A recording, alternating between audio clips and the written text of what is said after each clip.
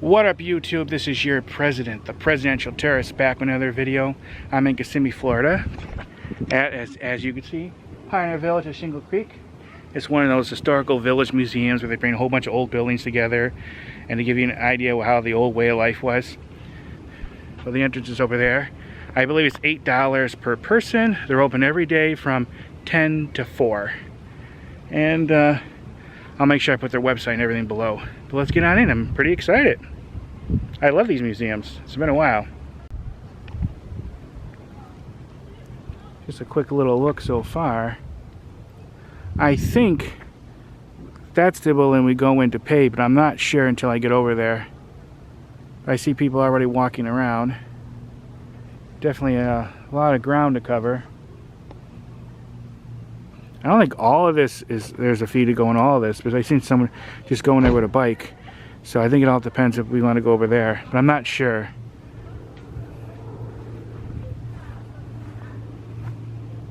Users of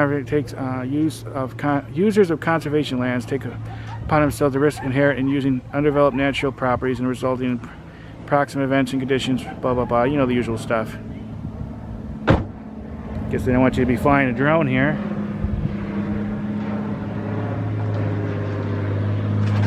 Okay, so this must be part of a nature park too. There's probably some nature trails along with the museum. So they mentioned about fires and don't feed the wildlife and all that stuff. Alright, let's get over there. Like I said, I think you got to go over there, but we'll see. I wonder if they have a lot of crime here, because I've seen a lot of signs around here about crime stuff and no trespassing and all that. So seems pretty peaceful.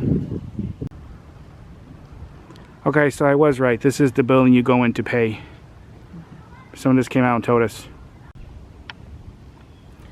Okay, here's the back of that building, and there's the bathrooms right there. They also have a gift shop in there. They have a few things to buy, postcards and stuff like that. I'm probably going to try to pick one up before we go. But I'm assuming this is called the Ranch House. And they give all these cool information about the different places. I could stand all day just reading these signs and learn about the different things here. But alright, let's get going because we got a lot of work. I guess the church is closed for a private event now, but they're also having like a little birthday party for the one goat. And they're supposed to be giving like cupcakes, he said, for him, so maybe we'll check that out a little later. But okay, let's get going. They also have some events here about once a month. Well, during more of the more cooler months, where they actually have like reenactors and demonstrations about life back then. The next one's going to be in November, so I may give it a try and check them out for you. But I wanted to come here just a normal day and look through the buildings and take my time. And there's definitely a lot of them. There's the church. It's pretty cool looking too. We can't go in there today, but we're going to be coming back in a couple of months. We're definitely going to see the inside of that. They give you a map showing you all the different houses. I guess the church is a replica. The schoolhouse is a replica. Whoops. But from what I understand, a lot of these are authentic ones. And then,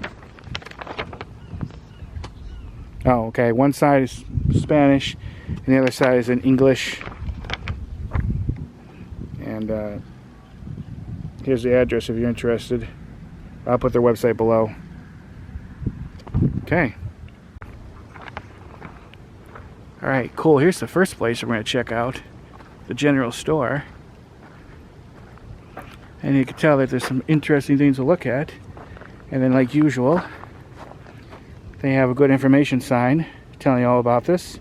Some of the different products and produce. The general stores were the postmaster's office too.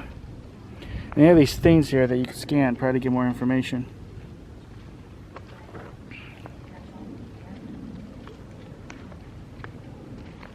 This says it's supposed to be a replica. Okay, let's head on in there. Alrighty.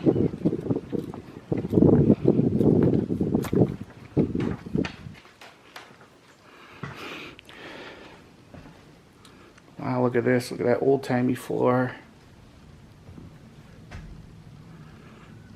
Tell you, when you go in a building like this that's made out of wood, you smell that wood. It smells actually very good, I think.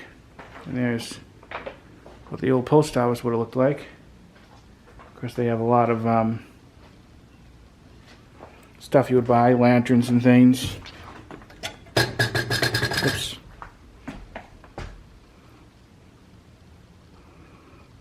A lot of old-timey bottles.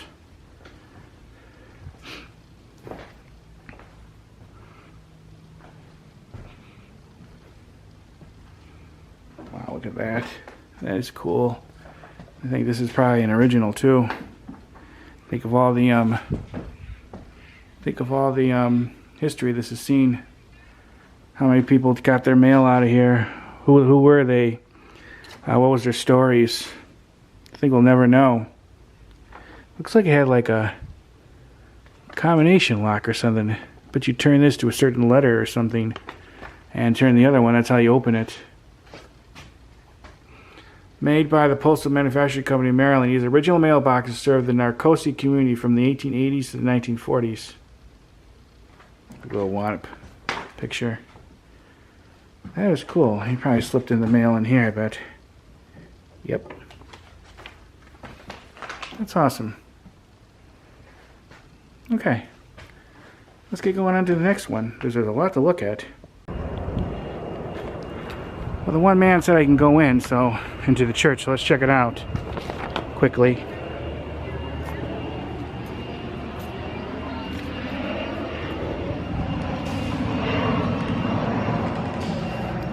Wow.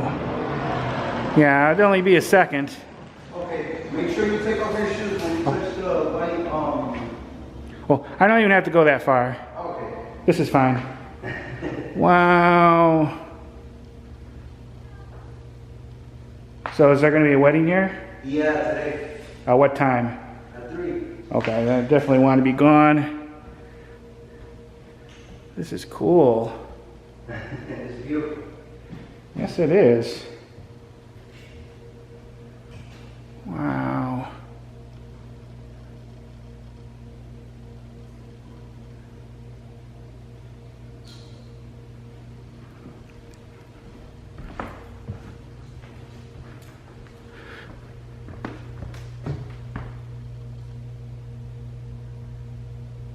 This is awesome.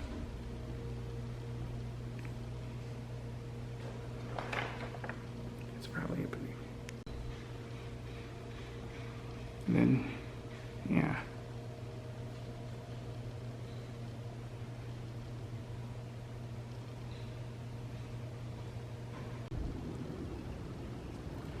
Well, that was definitely something, guys. It looks like you could rent it and actually have your wedding there if you wanted to. Can't be a very big party though, but definitely cool looking in there. Okay, I'm just over here from where the church is. They have an historical sign there like this I forgot to show you. I'm going to see if I can come around. But this here is the... I think this is supposed to be the school. Yeah, this is the school. And like I said, these signs give a lot of good information. But yeah.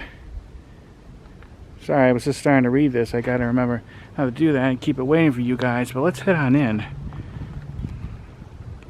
Gotta make sure you get...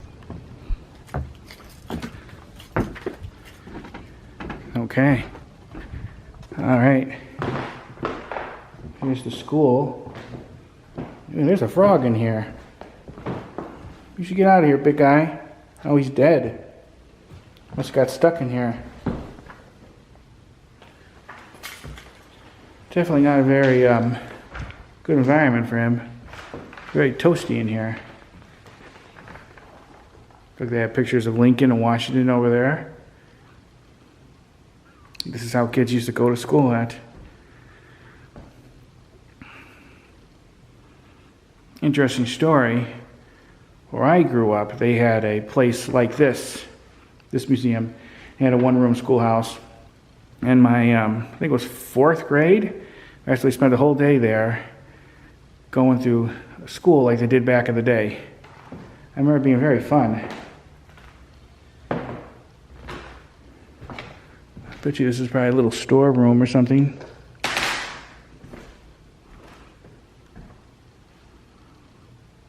Awesome. I could spend forever in one of these buildings just looking at all the hidden details, but I gotta remember not to do that because I'm filming with you guys. And that would make this video like a gazillion hours long.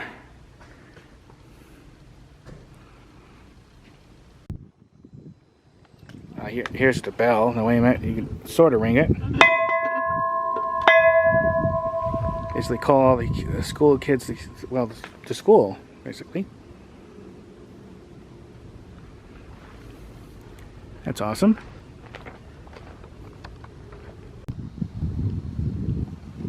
Alright, this building here is called the bunkhouse. This unique one-room house must have been an adventure for the teenage Cadman boys. At the time, William was 18, Reginald 14, and Godfrey 12. The Cadman home originally had 3 bedrooms. Marjorie and her nurse each had their own room, so the boys shared the bachelor quarters. That must be them right there. Yep, that's the, you see the house right there, an old-timey picture of it from around 1900. History right before your eyes.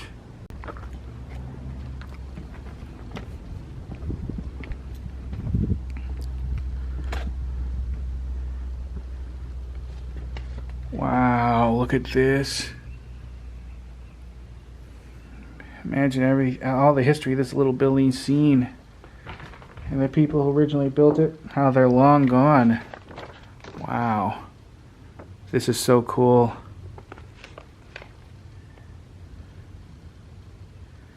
Fortunately, they don't want you going in this one.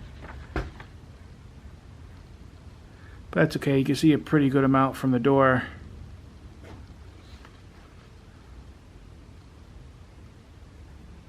Awesome. Okay, here's the Cadman kitchen. I really should start in the main house first. I kind of started in the back, but that's probably the main house for them. So that's why it makes a little bit more sense going that way. Similar to many 19th century rural homes in Florida, the Cadman's kitchen was separate from the main house for practical reasons. Cooking fires create smoke and heat that would be unwelcome in the living areas of the house. The kitchen was connected to the main house by a raised and covered walkway, a beneficial feature during Florida's rainy seasons, definitely. And give you a little bit of shade. Of course, that doesn't help right now because I'm definitely roasting. And also keep in mind, when I read something from these signs, I only read a small part of the sign. There's still lots more information on them. Alright, let's head in there. Luckily, this one you can go into. Because that thing's down there. So they must allow you to go into this one.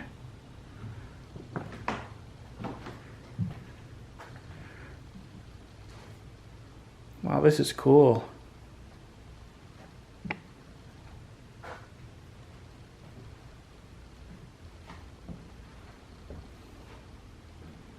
think how it was back in the day.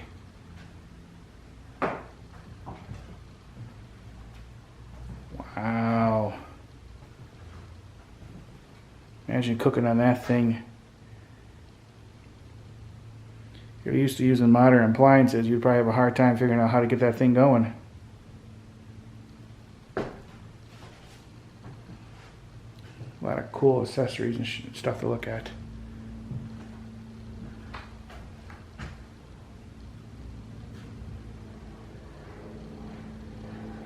Awesome.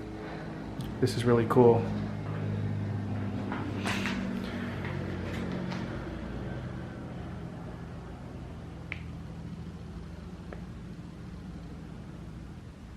Definitely warm in here, I know that. I can see why they wanted the cooking to be separate from the main house. And that's a fake pineapple.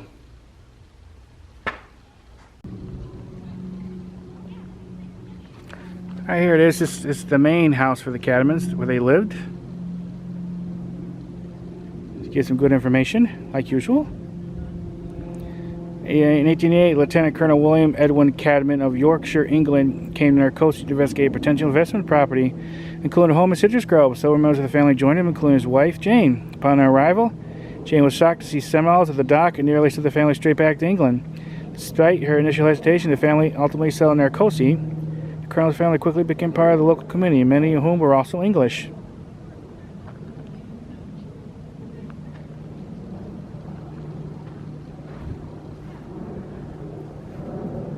There it is. Alright, we're going to see what we can see.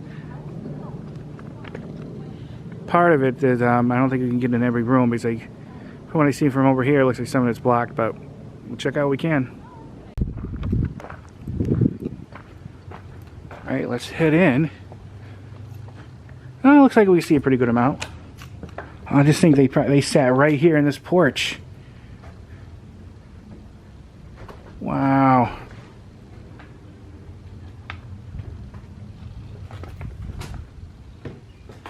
It's actually far cooler in here than it is outside. Wow, look at this. This is awesome. Some of the other rooms you can only see from an outside door, so I'll go over there. It is so much more cooler in here than out there. Definitely feels great.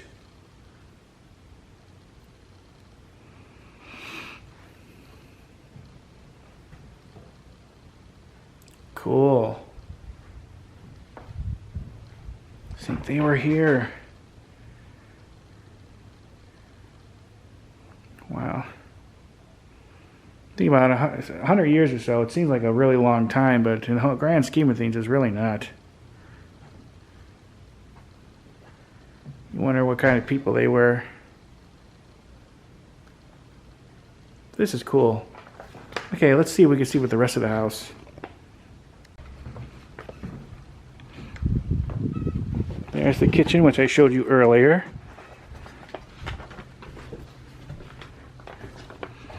This is one of the bedrooms. And that leads into the attic, I bet.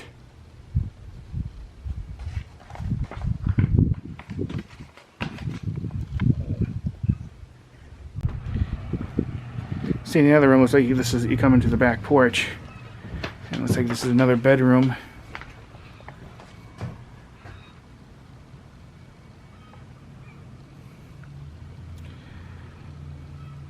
Doesn't seem very big, but definitely more spacious than some houses from this era was.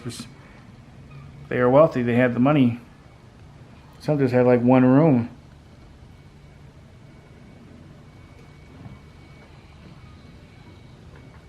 Think how many times they crossed through this doorway.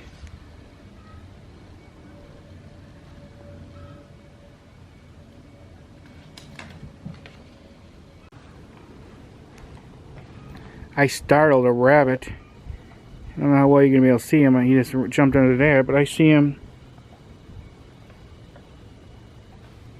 Trying to zoom in for you. There he is.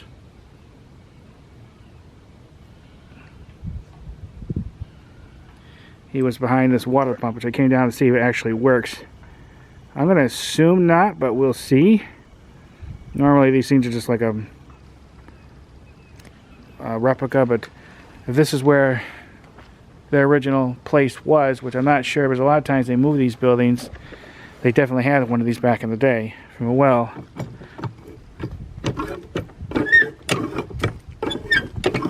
Well, if that is a real one, it definitely doesn't work anymore.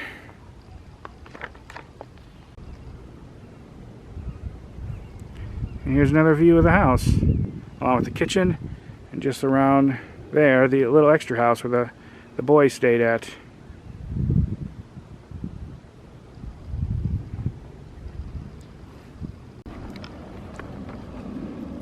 Now, if you go behind the church, they actually have a little cemetery. I don't believe this is a real one. No, this is just a imitation of one.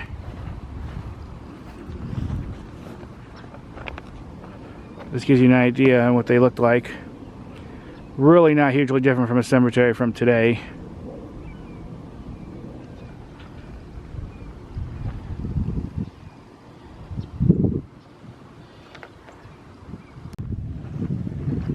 And of course, one of the most important buildings, the outhouse. And luckily you can actually open this one up.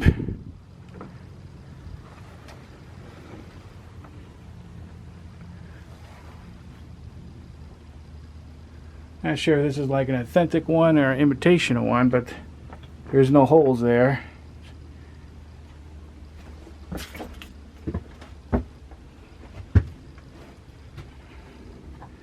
Now,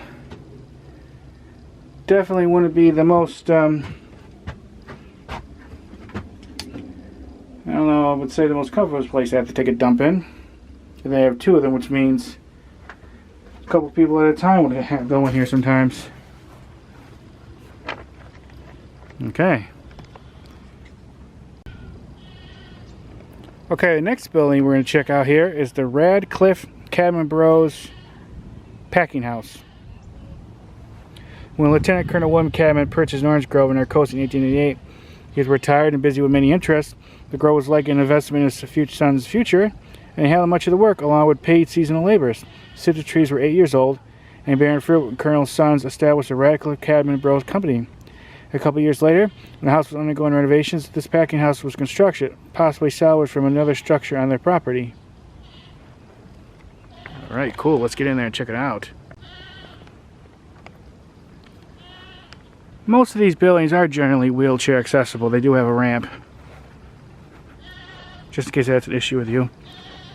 Here's the goat over there. So we're going to check those buildings out in a little bit.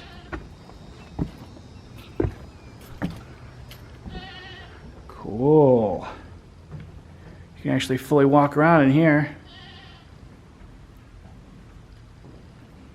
Wow. This is so awesome. Think of the history this place has seen.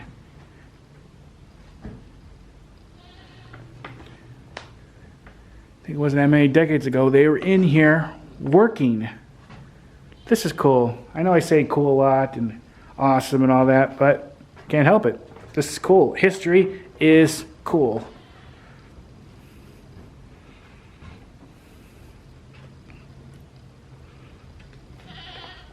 Looks like there's some tools and stuff.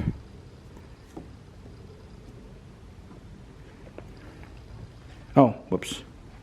Oh, that says please do not cross, but there's no line here, so must be you can come in here then.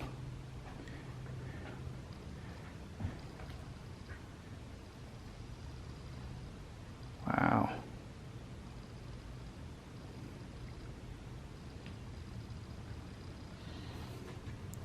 Some of these old things has like a plaque. Probably when it was made. Can't really see that from this angle. Maybe you can. Can't tell. It's a little too dark in here. Well, let me see. Made by something Winter Park, Florida.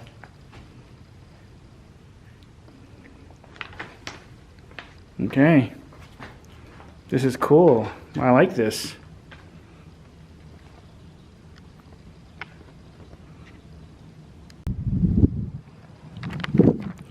Okay, so far we saw several of the buildings, but we still have several more to go to. We have this section like over here, and then some more over here, and there's one house next to the church. So yeah, there's a lot here. Don't expect to come here and bang it out in 30 minutes, especially if you want to take your time. We're gonna head over to that section next. But there's definitely a lot to see. And a place like this really deserves and needs your full attention. Just heading over to where they have some of the goats. I'm not sure what other kind of livestock they have, but we'll get over there and check. But this is definitely a fairly big museum. But a lot of these outdoor museums are. Of course, back in the day, you definitely didn't have modern houses like that over there.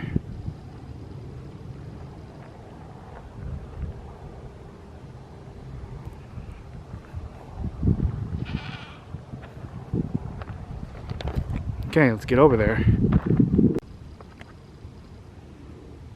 Okay, here it is. If I understand, the white goat right there, that's the one whose birthday's today that they're giving the cupcakes for. Lanar legacy. Like so many other settlers of the time, John Lanar moved to Florida from Georgia to search for new opportunities. He and his family moved through Florida as John established himself as a cattle rancher, eventually settling in the Point, an area west of Lake Tohopekalica. In 1871, John grew his herd by collecting wild cattle that was left in the area by the Spanish explorers centuries ago. His sons worked alongside him to create a successful cattle business and family legacy. At the time of his death in 1888, he had over 1,000 cattle in his herd. And there he is. And I'm going to assume this is his place.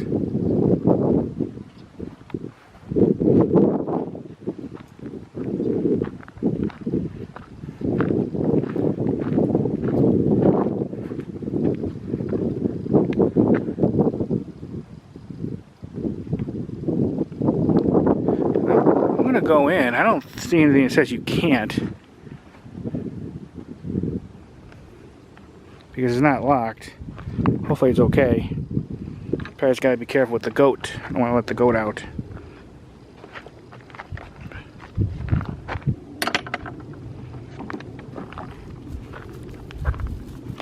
Hey! Hey, friendly goat. Hey, yeah, you're wagging your tail. You're friendly, aren't you? Oh, whoops.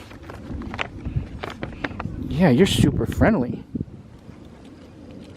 No. That's not to eat. Yeah, friendly goat. You're a friendly goat. Yeah. Okay. He came right over. Get some pictures of him in a little bit. There is another one around. Don't know if he's as friendly. Let's go over and say hi. Hey, are you as friendly as the other goat?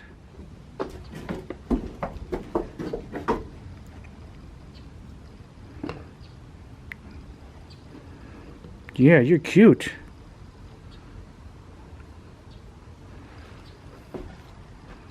You're cute.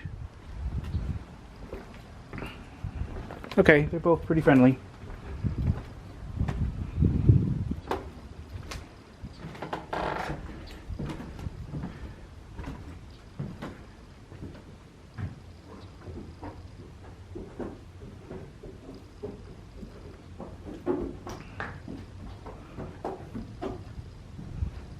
Yeah, you're looking at me, aren't you?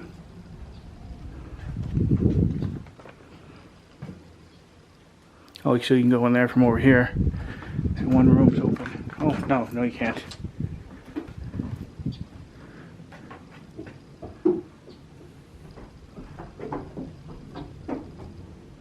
Gonna film this first. I'm gonna take definitely some pictures so you guys all can see at the end.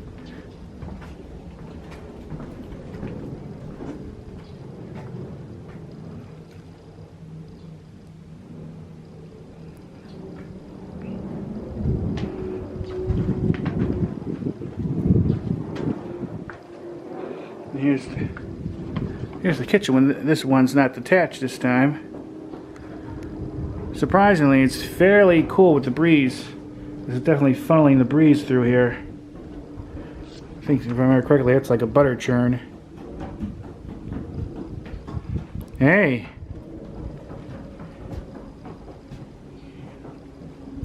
Sorry, I don't have any food. I don't have any food, guys. I wish I did. Well, I wish I had some of the proper food, because I'm not exactly sure what you guys are supposed to eat. Probably the usual stuff. Grass and stuff. Yeah, they're just following me along. Let's do a walkthrough here, then we'll take the pictures. Okay, so they do have some chickens.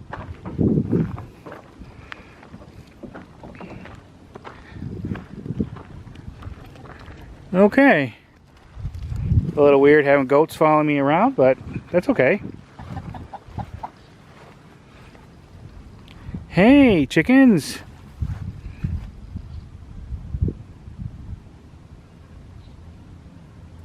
How you doing?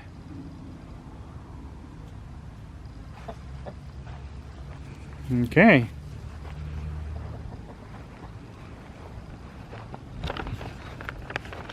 try to put this map in my pocket. So, just getting away with the camera some more. Check out this little building. And there's information sign. Then there's an information sign in front. Another one in the front yard I gotta show you. Let's see. A working yard. Settler families like the Laniers were self-sufficient and frugal. In the yards of their homes, they grew vegetables, washed clothes, smoked meats, performed other tasks. Secondary structures such as smokehouses, washhouses, and outhouses were typical rural homesteads in the early 1900s. Often settlers enclosed their small yard with fences to keep wildlife away from their homes.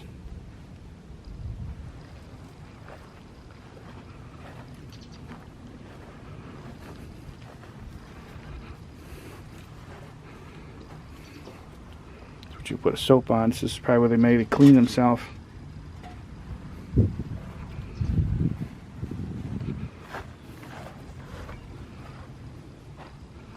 Actually, this probably was a smokehouse, I bet. Assuming that's maybe where they hung the meat. I'm just assuming. Some animal comes in here, but something dug under there.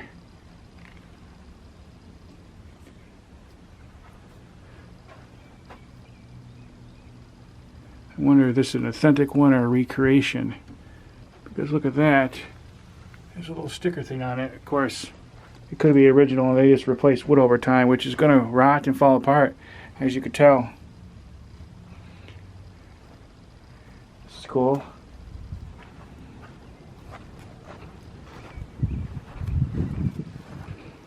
Yeah, friendly goats.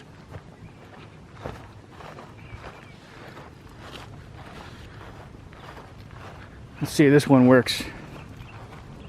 Hopefully it doesn't rain. No.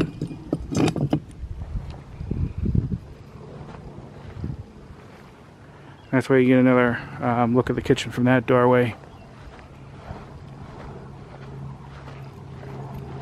Let's go check a look at the sign, then I'll take some pictures for you guys.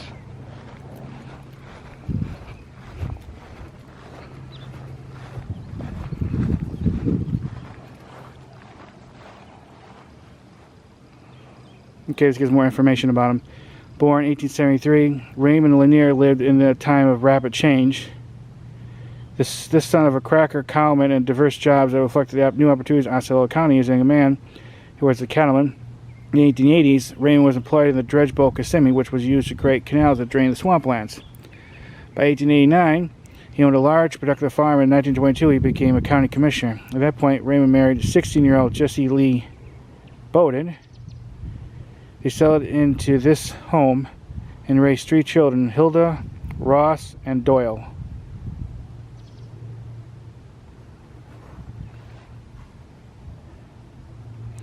I wonder, no, that's not the same place. That picture, right here he is.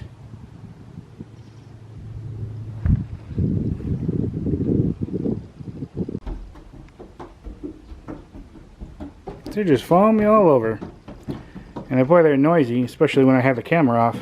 Oh yeah, this is the one I said we had the birthday. So happy birthday, big guy. Or girl. Yeah. I don't think that sign's supposed to be eaten. Hey. No, that's not, hey, that's not food. Hey, that's not food. No. That's not food. Hey, no. That's not food. That's not food. No. Hey, come on. Hey. Ooh, come here. You follow me. It's not food.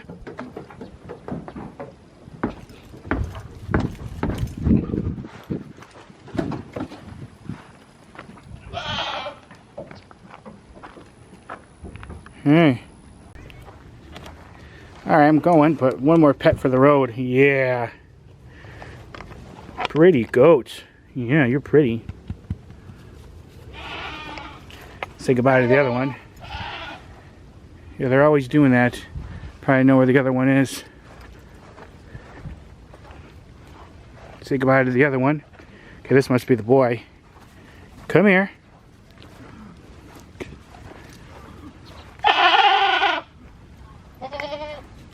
See, the other one's looking for the other one.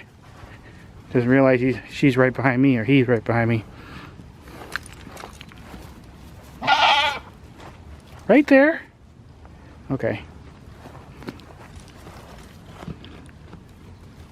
Okay, well, I don't think he wants to be, I don't think he wants to be petted right now. He was jumping up, kind of challenging me a bit, so I think that's it. Okay. Well, bye, guys. You stay.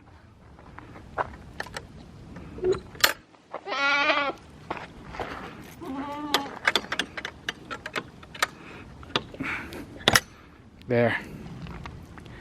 Locked and secure. Ooh. All of a sudden, you weren't happy with me.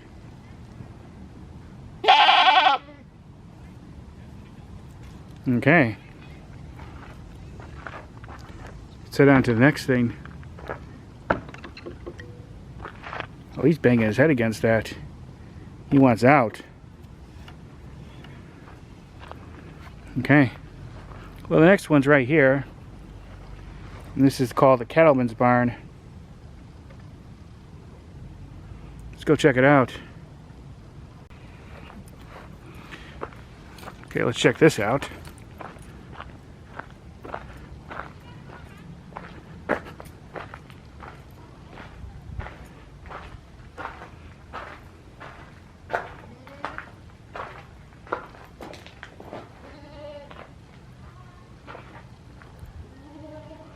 This is probably where they put the goats at night. I think they want to follow me. Looks like there's a little your goat poop or feet over there. Probably poop.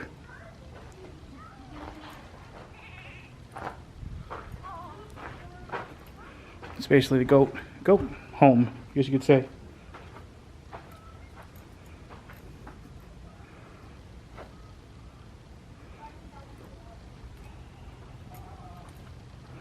This must be a little play area for them. They can come in here during the day when they're not over there. Very cool. Well, very good to know. Next to the barn, they have another bathroom. And I bet you that's a lot nicer than the outhouse.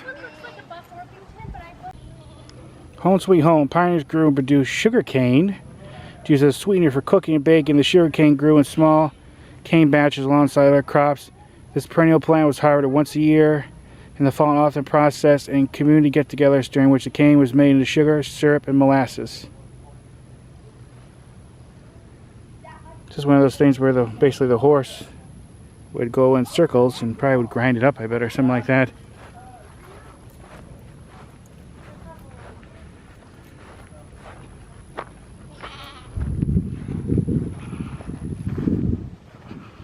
Look how many poor horses had to work very hard doing this. That little thing.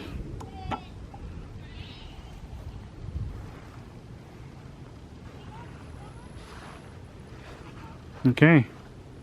Let's head on to the next thing.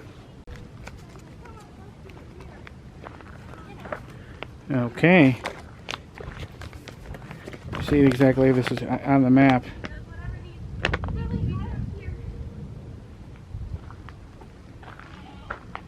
I don't know, but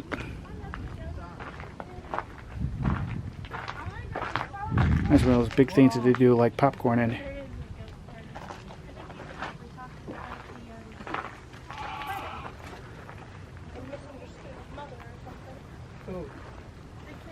Okay. Oh, you're part of the wedding. You thought we were... People are getting married. They're having a traditional time near wedding. Oh, I thought the ghosts were getting Yes, the ghosts are dead. Okay, here's that sign in front of the church. The new communities forming residents often travel long distances in order to congregate for worship at the town church. Circuit riding preachers served in these earliest churches. Services were held when the preacher could make it in town, and the meetings lasted several days. Various denominations established churches, including First Presbyterian, First Baptist, St. Peter's Episcopal, and Shingle Creek Church. Okay. Very pretty building.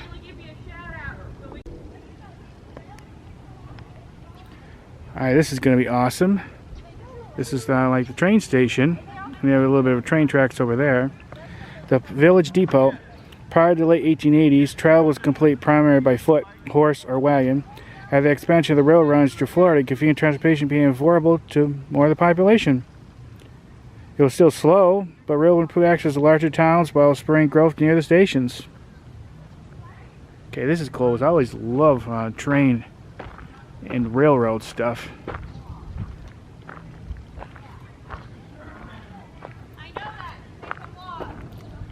See how much you can see in there. And I think it's great that they put some train tracks there. Just watch your step. Looks like it's locked, but it looks like you peer in from the other side. Then we gotta go check that building over there.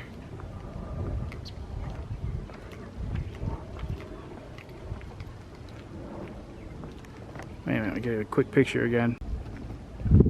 Alright.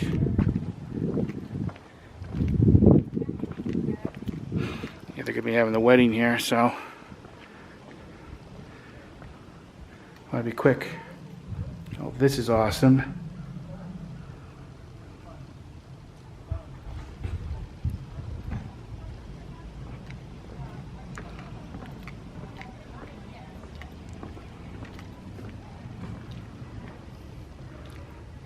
Oh, cool. I don't know why they have that one door blocked when this one's open here. You can just come in here.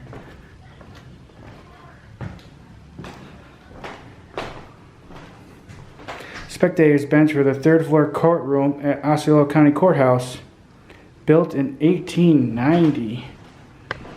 Wow. Okay. So much history here.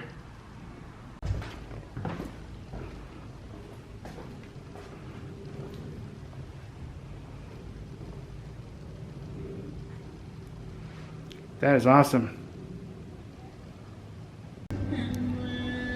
Looks like the tracks is donated by Middlesex Herzog joint venture for the construction Cinderella Face True project, with special thanks to the ones who donated. Okay, cool. So yeah, good old authentic train tracks.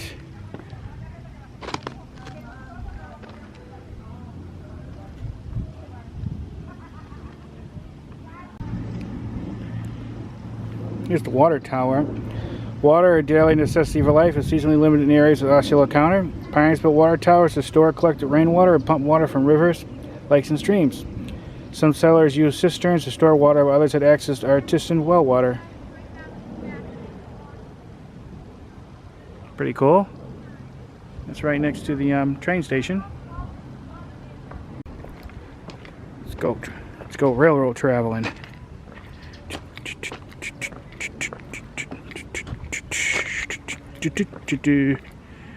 Okay, I think that's enough. Here's a blacksmith shop.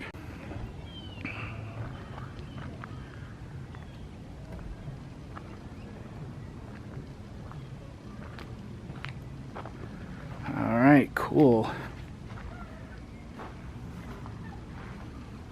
I bet you in the pioneer days that they have here, and when they have reenactors, they probably have a reenactor here doing stuff here. So I'm gonna have to make sure I come here, check it out. Some cool stuff in there. I just love this history stuff. You know what? If you're ever in Kissimmee and you like these type of museums, you have to stop here. There is so much to look at, and I'm definitely enjoying myself. And we still have more to see. You know, that means we better get to it.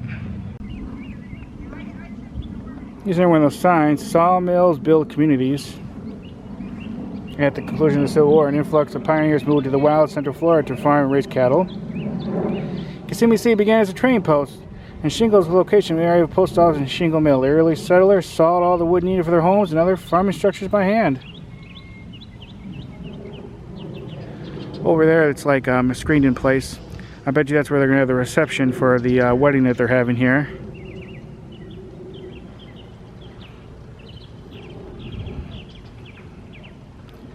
I think that's supposed to be the cow camp over there, which we're going to head over there in a minute. Now, I do have tours that you can have them take you through here. I almost did that, but I wanted to kind of walk through here myself and get a feel of it so I could take my time. James C. Tyson, the Florida cracker. James Calvin Tyson's personal story was that of many Florida cracker families. His parents moved to Florida from Georgia just weeks before the Civil War in 1861. James was born in Florida and by 1885 established himself as a farmer with 21 acres of land, including 10 acres of vegetable crops, 10 acres of woodland forest, and 1 acre of open meadow. By this time, his property, tools, and animals were valued at $1,000. In 1889, at the age of 28, James married 16-year-old Victoria Lavina Peterson of Orlando.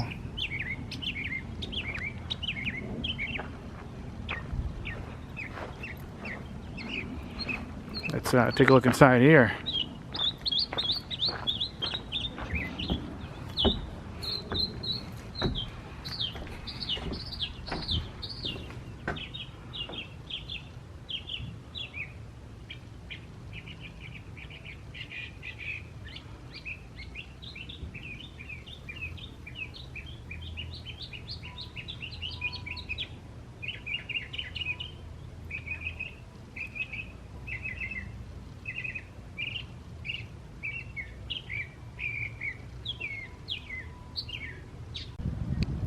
See, Pioneer Pantry.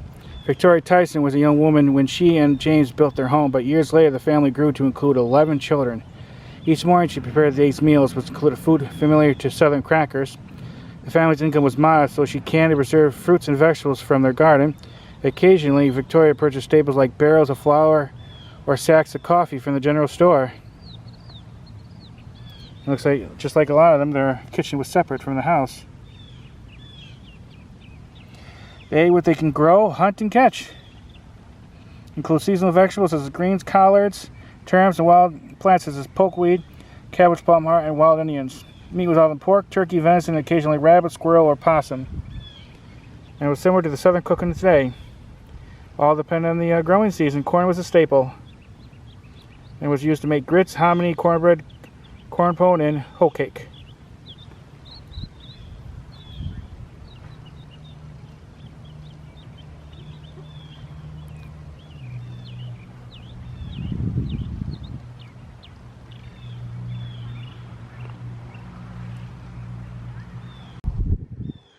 Alright, this is the buildings that's called Chickees, I believe, on the map. It has to look like the Seminole Indians. Traditionally, the Seminoles ate native plants and animals and used the natural resources to available to them instead of farming. They harvested edible plants, fished along creeks and shores, and hunted wild game. Their core diet consisted of corn, pumpkins, sweet potatoes, fruit, hearts of palm, fried bread, venison, pork, turtles, fish, and traditional drink, sofki, made with roasted corn. Oh, I feel a little bit of rain, so I better get going. Here it is.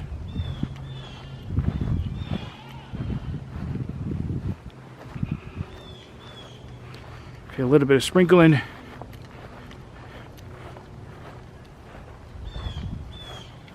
going to go through a little quickly through this section. Here's another sign. I took a quick picture, and then there's one over there. But I got to be quick because it's starting to rain. Alright, here's the cow camp. I'm not going to read the sign because it's starting to rain. And I'll try to take a screenshot of that for my video. Whoops. Can't afford to let my camera get wet.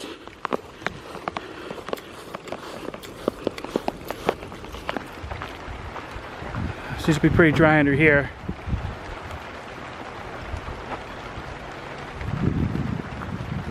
Hopefully the rain doesn't last too long.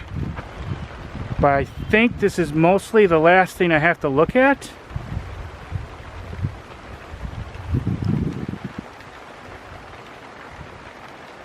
Yeah, this is definitely shedding the rain really well. I don't feel any of it under here.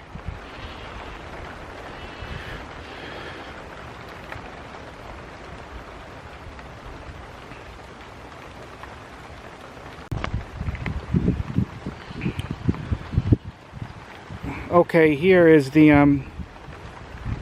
what I think I've been to everything. That one I couldn't see. It was called the boiler room.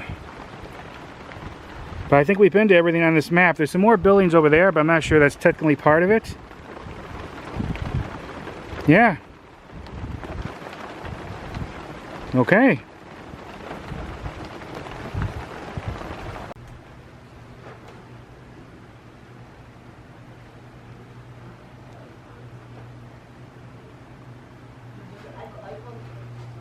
This is just where you pay the entrance fee, and they have their little gift shop. Definitely gonna get some postcards.